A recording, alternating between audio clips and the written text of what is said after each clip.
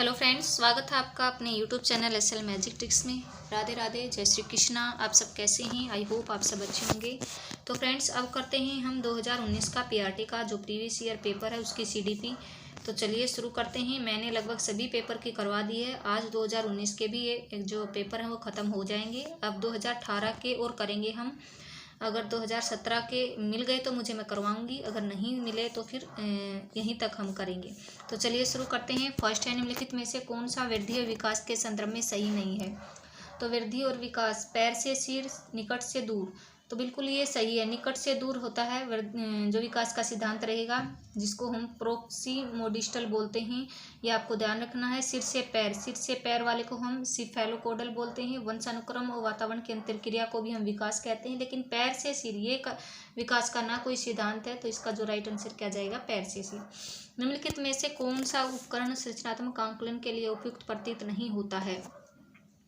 तो यहाँ पर आपको इंग्लिश में देखना है। यहाँ पे मैं संरचनात्मक आंकलन को फॉर्मेटिव असेसमेंट बोला जाता है। दो टाइप के असेसमेंट होते हैं, एक सबमेटिव होता है और एक फॉर्मेटिव होता है। जो फॉर्मेटिव होता है तो वो अवधि के दौरान पूरे ईयर चलता रहता है, लेकिन सबमेटिव में क्या होता है, वो अवधि के अंत में होता है। जैसे हमारे जो भी टेस्ट आते हैं वो सबमेटिव में आते हैं। जो भी मिड टर्म एग्जाम हो गए या हमारे जो फाइनल एग्जाम हो गए, वो सब किस में आएंगे? हमारे सबमेटिव में आएंगे।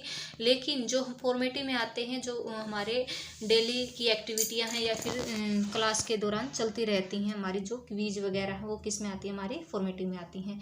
तो इसमें राइट आंसर क्या जाएगा? प्रश्नोत्तरी भी फॉर्मेटिव है, समूह परिचर्चा भी और वार्तालाप भी। लेकिन जो ये हमारा रेफरेंस टेस्ट है ये किस में जाएगा? ये हमारा उसमें जाएगा, सबमेटिव में। नेक्स्ट है, 4 से 5 वर्ष की आयु में बालक में कौन से विकास की वजह से वह अपने माता के प्रति प्रेम और पितृविरोधी भावना। यहाँ पे देखना है, माता के प्रति प्रेम। अगर माता के प्रति प्रेम होगा तो वो कौन सी रहेगी? वो ओडिपस ग्रंथि रहेगी। और अगर पिता के प्रति प्रेम रहेगा तो वो इलेक्ट्रा ग्रंथि रहेगी। और पिता के प्रति प्रेम किसका? बच्ची का रहेगा, मतलब लड़की का रहेगा। और माता के प्रति प्रेम किसका रहेगा? लड़के का रहेगा। तो ये दो ग्रंथियों के कारण होता है। ये कई बार पूछा जाता है। माता के प्रति प्रेम ओडिपस ग्रंथि के कारण और पिता के प्रति प्रेम इलेक्ट्रा ग्रंथि के कारण। नेक्स्ट है, कौन सा व्यक्तिगत भिन्नताओं का कारक नहीं है? व्यक्तिगत वंशानुक्रम, वातावरण, परिपक्वता, निर्देशन।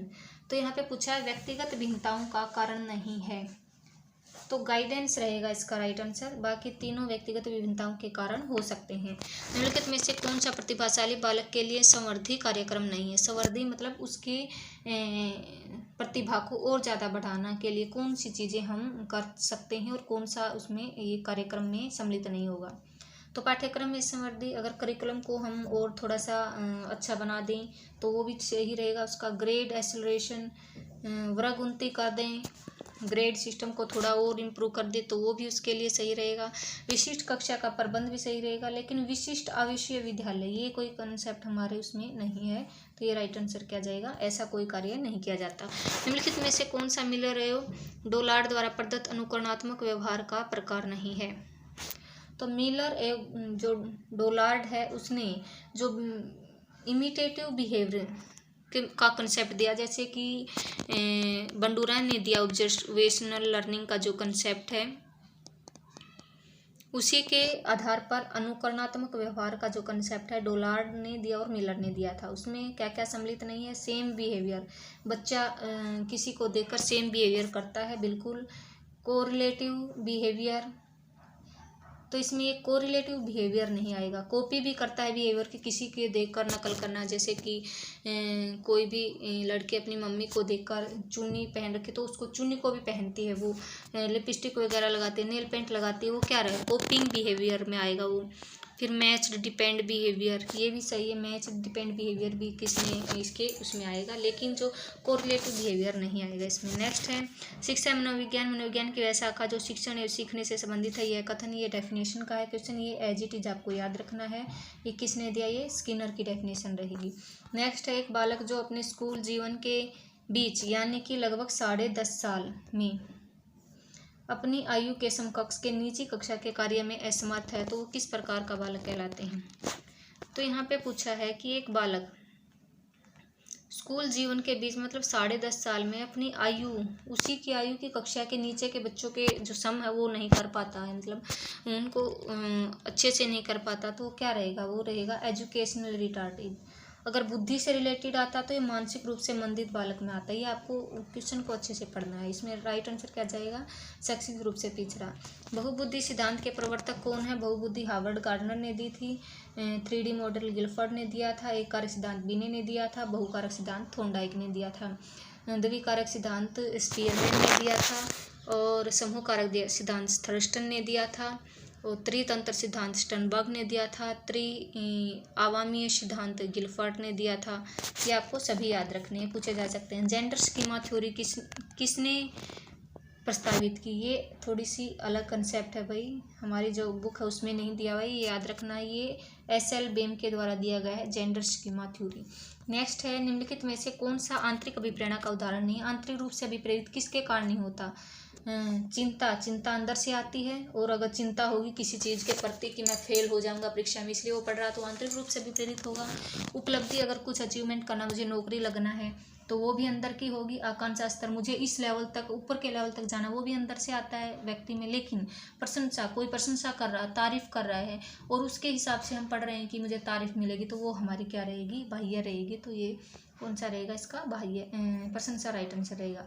वाइगोत्स्की के अनुसार निम्नलिखित में से कौन सी संकल्पना सीखने के लिए केंद्रीय होती है।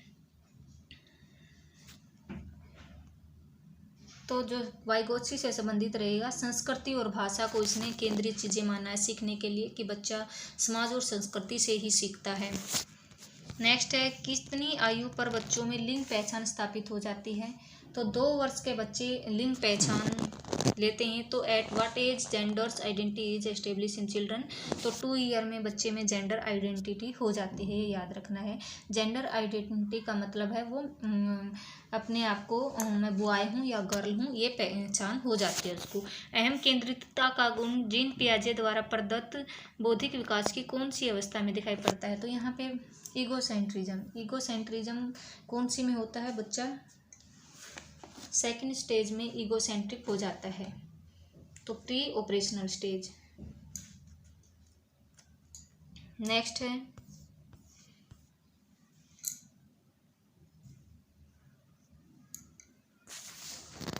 एक विद्यार्थी ने शैक्षिक क्षेत्र के अंतर्गत किसी विषय में 100 में से 47 अंक प्राप्त किए, और इन अंकों को CCE योजना के अंतर्गत किस ग्रेड में बदला जा सकता है। तो यहाँ पर ये ग्रेड वाला मेरे को थोड़ा कंफ्यूज कर रहा था, लेकिन मुझे ये पता है कि 50 से नीचे वाले C ग्रेड में आते हैं भाई, C1 होगा या C2 होगा, तो मेरे हिसाब से ये C1 में जाएगा। तो ये एक बार मैं चेक कर लेती हूँ फिर भी। तो इसमें जो ग्रेडिंग सिस्टम है भाई ये रहेगा, मैंने देखा है, इसको डाउनलोड भी कर दिया आपके लिए, आप एक बार इनको अच्छे से देख लेना। जो 91 से 100 वाले जो मार्क्स वाले बच्चे हैं वो आएंगे, 100 जो मार्क्स वाले ग्रेड्स लिस्ट है मैंने ली है, तो 91 से 100 वाले जो बच्चे हैं वो आएंगे A1, किस में आएंगे, वो A1 ग्रेड में आएंगे, इसको 10 पॉइंट मिलेंगे। फिर 81 से 90 वाले आएंगे A2 में, और 71 से 80 वाले आएंगे B1 में, और 61 से 70 वाले आएंगे B2 में। ये आपको ध्यान रखना है इनको चीज़ों को। और 51 से 40 वाले आएंगे C1 में, लेकिन 41 से 50 ये जो 41 है इसमें काउंट होगा C2 में। और जो हमारा आएगा 35 से 41 वाले आएंगे D1 में, और इससे नीचे वाले 0 से 34 तक वाले आएंगे D2 में। तो ये आपको ध्यान रखना है। 41 से 50 वाले बच्चों को 5 पॉइंट्स मिलते हैं, तो ये किस में आएंगे, C2 में आएंगे। ये हमारा जो क्या था क्वेश्चन, 41 से 50, हमारा 41 से 50 था, और 51 से ये यहाँ पे 60 होगा भाई, यहाँ मुझे लगता है यहाँ पे 60 होगा, मिस प्रिंट हो रखा है। तो 51 से 60 वाले आएंगे C1 में। तो ये एक बार देख लेते हैं हम क्या क्वेश्चन था, क्वेश्चन की तरफ चलते हैं। क्वेश्चन था,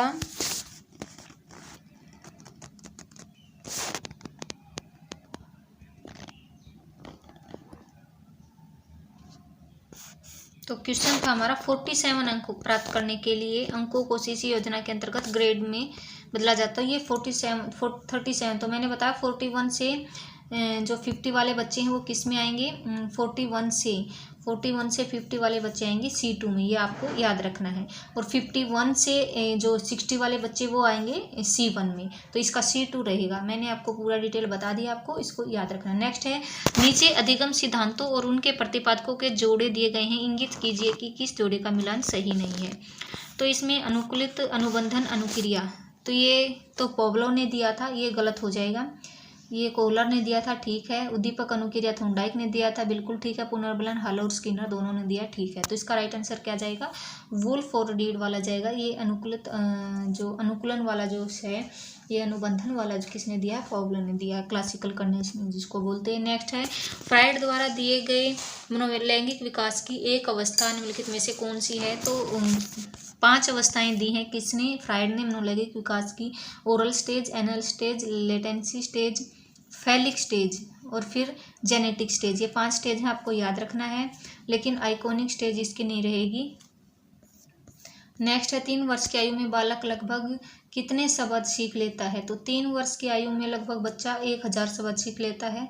1 वर्ष में शायद 272 लगभग सीख लेता है। आपको इन चीज़ों को एक बार ध्यान से देख लेना है। और 3 वर्ष की आयु में 1000 वर्ड लगभग ये सीख जाता है। नेक्स्ट है, निम्नलिखित में से कौन सा सृजनात्मकता का तत्व नहीं है। तो धारा प्रवाह, लचीलापन, मौलिकता, लेकिन स्मृति अलग कंसेप्ट है, मेमोराइजिंग। नेक्स्ट है, कुछ मामलों में बच्चे अपने माता पिता की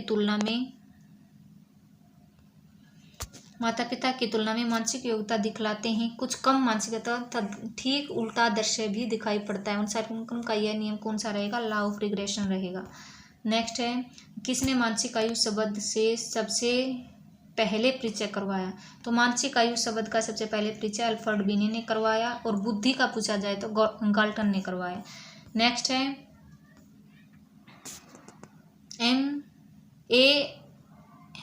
AAMD तथा APA के अनुसार गंभीर मानसिक मंदता युक्त बालकों की बुद्धि लब्धि का परास क्या होगा। तो गंभीर वाले आएंगे 20 से 35 में, और मॉडरेट वाले आएंगे 36 से 51 में, और मानसिक मंदता वाले आएंगे 52 से 67 में। ये आपको ऑप्शन के हिसाब से देखना है। तो गंभीर वाले जो नीचे वाला होगा, मॉडरेट बीच वाला रहेगा, और मानसिक मंदता रहेगी जो तो मध्यम वाले किस में आएंगे 36 से 51 में। यहाँ पे गंभीर वाला पूछा, 20 से 35 आंसर हो जाए। रोज के अनुसार विकास की कौन सी अवस्था मिथ्या परिपक्वता काल। रोज ने किसको कहा है, बाल्यावस्था को कहा है मिथ्या परिपक्वता काल। कि जो बाल्यावस्था में बच्चे ऐसे बहाना बनाते हैं कि हम बड़ों जैसा व्यवहार करते हैं। विद्यार्थी द्वारा प्रत्येक इकाई की समाप्ति पर मानदंड संदर्भित ऐसे परीक्षण जिसमें विविध प्रकार की मूल्यांकन तकनीक के द्वारा लिए गए परीक्षण में प्रदर्शन किया जाता है, किस प्रकार का मूल्यांकन है। तो यहाँ पे देखना, समाप्ति पर पूछा है, प्रत्येक इकाई की समाप्ति पर मानदंड संदर्भित ऐसे परीक्षण जिसमें विविध प्रकार की मूल्यांकन तकनीक के द्वारा किए गए परीक्षण में प्रदर्शन किया जाता है।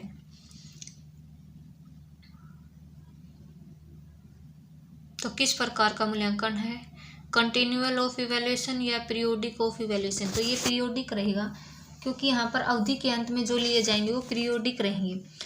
तो ये आपको ध्यान रखना है। नेक्स्ट है, आरंभिक बाल्य काल का आयु समूह आरंभिक का रहेगा 2 से 6, और पोस्ट का पूछा जाए तो ये प्री का पूछा, अर्ली चाइल्डहुड पूछा, पोस्ट का पूछा जाए 6 से 12 रहेगा। 0 से 2 रहेगी शैशव अवस्था।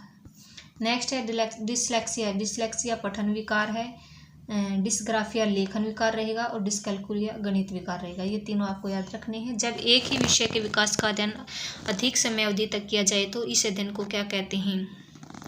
एक ही विषय का अध्ययन, विकास का अध्ययन अधिक समय अवधि तक किया जाए तो उसको हम क्या कहते हैं, उसको कहते हैं अनुदैर्घ्य अध्ययन। सीखना विकास की प्रक्रिया है, ये भी एक डेफिनेशन आ गई दोबारा से, ये वुडवर्थ ने दी थी, ये एज इट इज आपको याद रखनी है।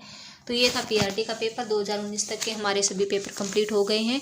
तो थैंक यू सो मच, मिलते हैं नेक्स्ट वीडियो में। अगर आपको वीडियो पसंद आई हो तो लाइक करें, चैनल को सब्सक्राइब करें। Thank you so much.